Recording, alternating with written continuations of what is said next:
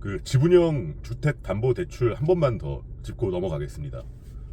지금 굉장히 많은 비판들이 일고 있어요. 정부가 투기를 더 부추기는 게 아니냐, 집값 방어해 주는 게 아니냐, 뭐 이런 얘기들이 굉장히 많죠. 그리고 세금으로 투기꾼들 배불려 주는 거 아니냐, 뭐 이런 얘기도 있고요. 그리고 악용의 여지가 너무 많다, 뭐 이런 비판들 일색입니다. 근데 저는 그렇게 생각하지 않거든요. 이거 오히려 어쩌면 굉장히 신의 한 수가 될 수도 있다, 굉장히 큰 그림을 그리는 걸 수도 있다, 이런 생각이 지금 듭니다. 뭐 하나씩 얘기를 해보겠습니다. 먼저 지금 이 제도가 뭔지 다시 한 번만 짚고 넘어갈게요. 이제 종전에는 주택 매수하려고 하면은 10억짜리 부동산이다 라고 하면 대출 70%까지 LTV 70% 인정받아서 7억 원 대출 받고 나머지 3억 원 내 시드 마련해가지고 들어가는 게 정석이었습니다. 물론 뭐 LTV 인정 비율이 조금씩 달라지기도 하고 뭐 그때마다 뭐 조금씩 달라지긴 하겠지만 대체로 이런 수준이었죠. 그런데 지금 이 시책의 주요 요지는 뭐냐, 내가 10억짜리 부동산을 사주면 절반은 국가가 사겠다는 거예요. 공유 지분으로 들어간다는 겁니다. 그러니까 이 부동산의 소유자가 나 혼자가 되는 게 아니라 2분의 1 지분권자는 나고 2분의 1 지분권자는 국가가 되는 거예요. 그리고 내가 5억 원만 가지고 가면 되는데 그 5억 원을 다 내 돈으로 가지고 갈 필요가 있는 것이 아니고 5억 원에 대해서도 70% LTV가 인정이 되니까 나는 1억 5천만 원만 있으면 3억 5천 대출받고 정부 출자로 5억 원 받아가지고 10억짜리 부동산 매수할 수 있다는 거죠. 근데 그 5억 원 뭐 공짜로 들어와 준다는 얘기는 아니고요.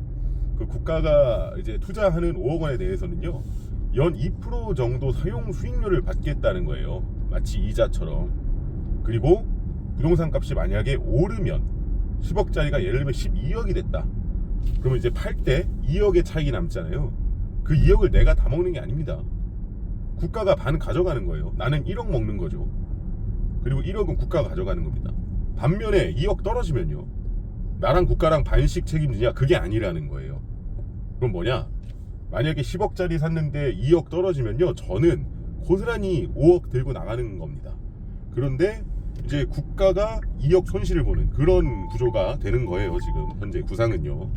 물론 이게 실제로 도입이 되면 어떤 부분들이 구체적으로 어떻게 바뀔지, 또 어떤 구체적인 디테일들이 있을지, 이런 것들은 뭐 지켜봐야겠지만 일단 대체적인 구상은 이런 상황입니다.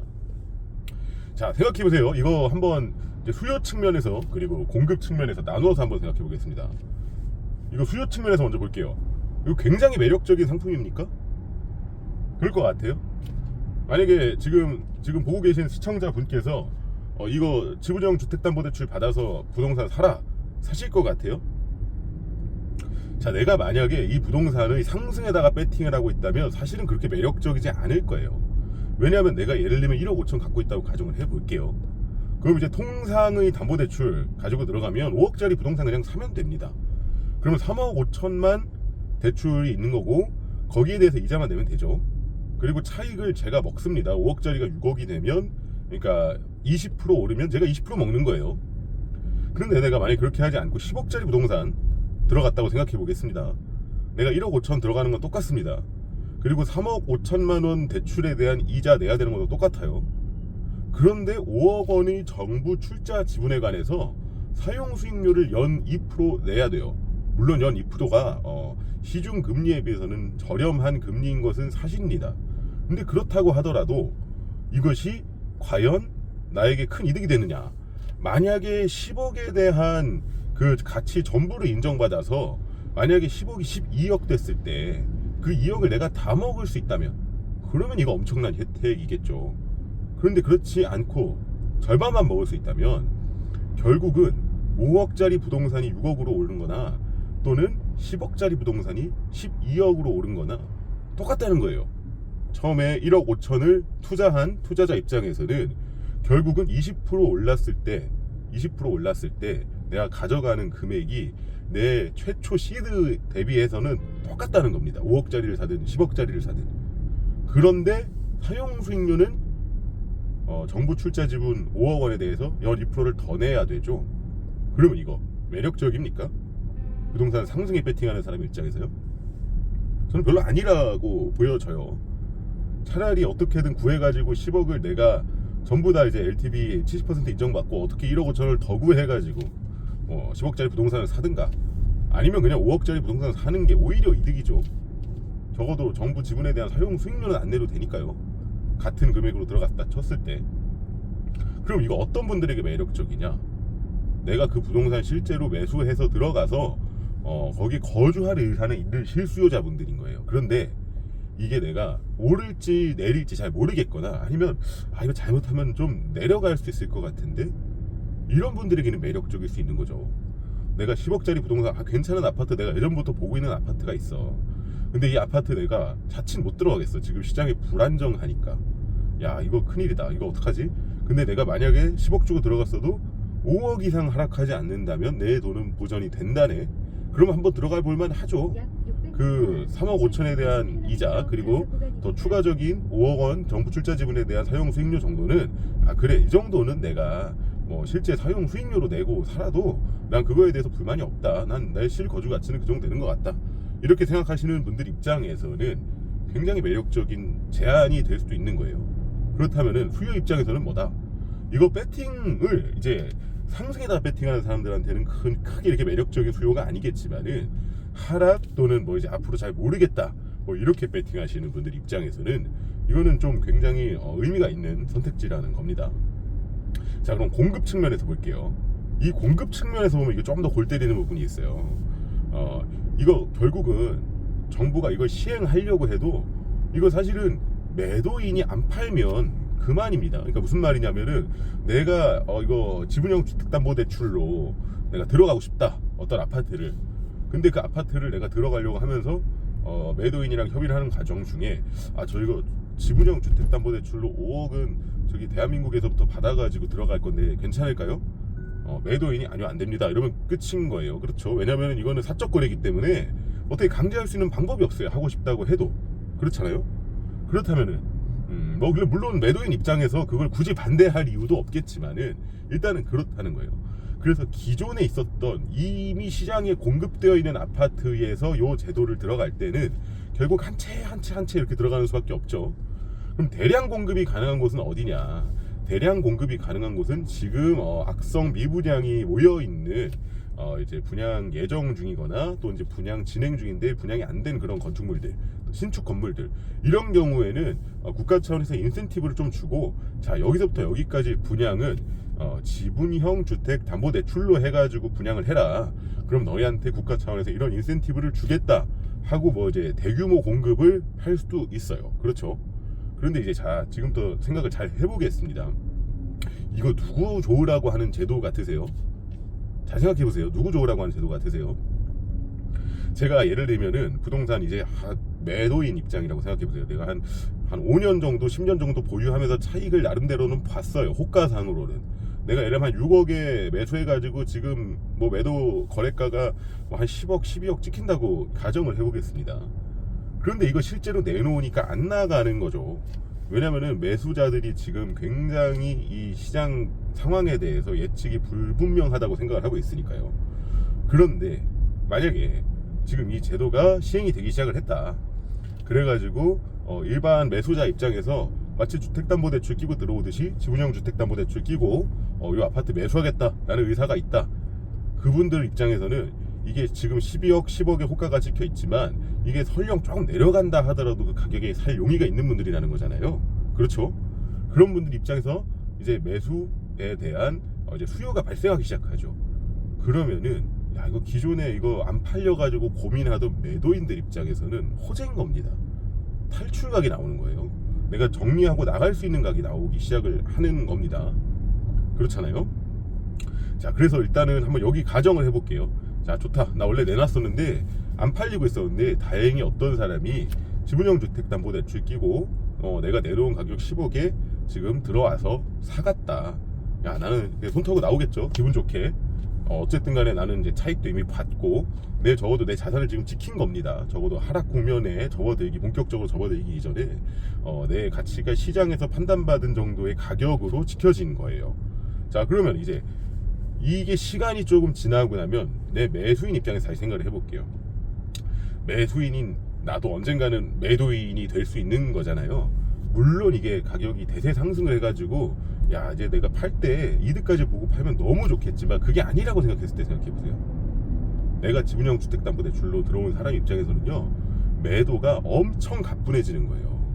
왜냐면 내 돈 잃는 게 아니니까요. 내가 10억 주고 들어왔는데 예를 들면 막 지금 막 보니까 나가고 싶은데 10억에 내놔도 안 나가고 한 9억에 내놔도 안 나가요. 8억에 내놔도 나갈까 말까요. 이런 국면에서 예전 같았으면 그 사람들이 그 가격을 절대 못 내놓죠. 그런데 이 지분형 주택담보대출로 들어온 사람들은요 에라 모르겠다 6억에 내놓자. 내 돈 아닌데 국가 돈인데 나 5억 어차피 지켜지는데 내놓습니다. 팔리죠. 어떻게 되냐면 앞으로는 하락거래 찍기가 엄청 쉬워진다는 거예요. 이 제도가 본격적으로 시행이 되고 사이클이 한 번 돌면 하락거래가 마구 찍힐 겁니다. 그런데 문제는 뭐죠? 아파트는 우리 단지에 예를 들면 세대가 1000세대 있잖아요. 거기서 한 건만 신고가 오면은 1000세대 주민들이 다 같이 좋아요. 야, 내 돈이 막 1, 2억씩 올랐다고. 그렇잖아요. 아니, 상승거래 찍히면요. 그렇죠? 이제 하락거래 하나 찍히면요. 마찬가지로 막 이제 그 1000세대가 다 같이 달려들어서 막 물어뜯습니다. 이거 뭐냐? 이거 뭐 특수거래 아니냐? 이거 증여 아니냐? 뭐 사연이 있는 매물이라네요. 사연이 있는 매물이 뭔지는 잘 모르겠는데 이제 뭐 그렇게 말씀들을 많이 하시죠. 이제 그러면서 다 같이 막 전화 겁니다. 이거 어떻게 된 거냐? 막 부동산 막 난리가 나요. 그리고 뭐 조금이라도 호가 낮게 내려놓으면은 막 협박을 하죠. 너 우리 동네 주민들 지금 자산들 다 이렇게 물거품으로 만들려고 작정했냐? 죽고 싶지 않으면은 그 매물을 내리든지 아니면 다시 돈을 올려놔라. 그랬습니다. 그런데 이 지분형 주택담보대출은요 이제는 쉬운 거예요. 팔기가. 내가 10억짜리 부동산 샀다 하더라도 내가 손해를 안 보는데 내가 하락거래를 안 할 이유가 뭐가 있어요. 팔고 싶으면 나가는 거지. 그러면 어떻게 될까? 이건 조금 더 멀리 보고 이건 진짜 하나의 제가 그냥 밈까지 예측을 해보건데 이제 사람들이 그럴 겁니다. 뭐 그런 얘기 있잖아요. 뭐 휴거, 빌거, 무슨 뭐 전세충, 월세충 뭐 이런 얘기 있다고 하지 않습니까? 앞으로는 이런 얘기 생길 거예요. 야 저기 지주충이다. 지분형 주택담보대출충이다. 우리 아파트 가격 하락, 우리 아파트 망쳐놓는 지분형 주택담보대출충이다. 이런 얘기도 아마 나올 수 있어요. 그러면 사실은요 이거 잘 생각해 보시면요 매도인 입장에서는요 그 아파트 그리고 우리 아파트 단지 전체의 자산 지키기 위해서는요 그거 거래되는 거 막으셔야 돼요. 이거 사이클 한 번 돌면은 나락갈 수 있다니까요. 막으셔야 됩니다. 근데 뭐 막상 팔고 나가는 사람 입장에서는 후딱 팔고 나가면 좋지 그거 뭐 그렇게까지 할 이유가 없죠. 그러니까 이게 뭐 사실은 뭐 막고자 한다고 막을 수 있는 부분은 아닌 게 되는 거고요. 그리고 이게 사이클이 몇 번 돌다 보면 어떻게 되느냐, 결국은 어떻게 되느냐면 야 이거 정말 큰 그림일 수도 있는데 부동산의 일종의 공영화, 국영화가 발생할 수도 있는 거예요. 대한민국 주택 지분의 상당 부분을 국가가 소유하게 된다 생각을 해보십시오. 이제 주택을 내가 100% 소유하는 집의 가구가 비율이 적어진다고 생각을 해보세요. 이거 한번 국가 소유로 가면요 이거 무슨 대출처럼 뭐 대환하고 상환하면은 야 이제 내가 이거 갚았으니까 국가야 너 이제 나가 뭐 이런 제도가 아닐 수 있거든요. 어떤 식으로 운영할지는 봐야 아는데 일단 부동산 소유권 공유 지분이라는 거는요 등기되고 나면요 강제할 수가 없습니다. 그거 뭐 일단은 그 사람 거인 거예요. 그 사람 거인 거고 국가가 내가 내 소유권을 주장하고 난 안 팔겠다는데 나는 이 다음에도 계속 그냥 이 지분 가지고 있을 거야. 이 지분만 살 사람만 들어와. 그래서 그게 아니라 이거 전체 다 사겠다고 난 안 팔 건데 이러면 끝이에요. 그러면 어떻게 되느냐, 국가 부동산 중 상당 부분이 국유화가 될 수도 있다는 거고요. 장기적으로 봤을 때는요. 그게 어쩌면 그래서 이 시책이 지금 누구 머리에서 나온 건지 저는 솔직히 정확하게 모르겠는데 이거 상당히 장기적인 비전을 보고 내놓은 그런 걸 수도 있다. 민주당 측에서 어쩌면 민주당과 지금 현 정부의 이제 곧 개각이 될 가능성이 높지 않습니까? 그걸 염두에 두고 이제 뭐 만든 그런 제도일 수도 있다 이런 생각도 좀 들고 그리고요. 또 이 얘기까지 제가 한번 드려볼게요. 이게 결국은 지금 방금 말씀드린 대로 지금 대한민국의 자산, 가계 자산의 거의 대부분이 부동산으로 형성이 되어 있는 상황이시잖아요. 내가 손자산 10억 있는 사람 가운데 현금 10억 들고 있는 사람 아무도 없죠. 그 주식으로 10억 들고 있는 사람도 거의 없습니다. 거의 대부분 다 부동산으로 들어있어요. 그래서 이 부동산이 사실은 하락기가 이제 발생하게 되면은 그 가계 경제 차원에서 지금 상황에서는 타격이 너무 클 수밖에 없어요. 가계 경제가 너무 가난해지고 너무 청산당할 사람들이 많아진다는 겁니다. 그 과정에서 그 충격을 해칭해주겠다는 거일 수도 있어요. 국가 차원에서. 그러니까 그 손해를 국가가 좀 감수할 테니 우리가 그냥 고점에 매수해 줄게. 이거 비싼 거 알아. 근데 이거 떨어지기 전에 우리가 매수해 줄게. 대신에 장기적으로는 이거 우리가 보유 지분을 늘릴 거야. 대신에 너희는 좀 안전하게 탈출해. 지금 더 무너지기 전에, 안 팔리기 전에 이거 앞으로 우리가 이렇게 수요를 우리가 많이 만들어 줄 테니까 지분형 주택담보대출이라는 제도로 얼른 팔고 탈출해. 니네들 지금 자산 잃지 말고. 이런 연착륙, 그러니까 부동산 전체 경제에 관해 가지고 이 자산 붕괴를 막기 위한 연착륙의 시나리오로 작용할 수도 있다. 저는 그런 그림까지 내다본 거라고 생각을 합니다. 그래서 이게 물론 실제로 시행이 되면 디테일이 어떻게 될지 이거는 진짜 뭐 하나하나 다 따져보셔야 됩니다. 이거 어떤 인센티브가 있고, 이게 어떤 무슨 뭐 세제 감면 혜택이 있고, 또 뭐 이런 저런 조건에서는 안 되고 굉장히 뭐 엄격하겠죠. 실제로 시행이 되다 보면은. 뭐 그렇다고 뭐 종전의 거래처럼 막 부르는 게 값인 것처럼 누가 신고가 해준다고 그거를 다 사주지도 않을 거고요. 이 지분형 주택담보대출이라는 제도로. 그러나 어쨌든 간에 이게 본격적으로 시행이 되면은 이거 부동산 시장 전체에 굉장히 큰 파란이 발생할 거고, 저는 이것이 부동산 가격 상승의 요인으로 작용하기는 굉장히 어렵다고 봅니다. 이런 지금까지 제가 말씀드려본 여러 가지 근거들을 봤을 때요. 뭐 아직 이제 시행도 안 된 제도고 아직 구체적인 부분들이 드러나지 않은 제도이기 때문에 아직 이런 얘기하는 게 시기상조일 수도 있겠지만, 제가 봤을 땐 이런 큰 그림이 있을 수 있다, 이런 생각인 거고요. 한번 잘 지켜보시죠.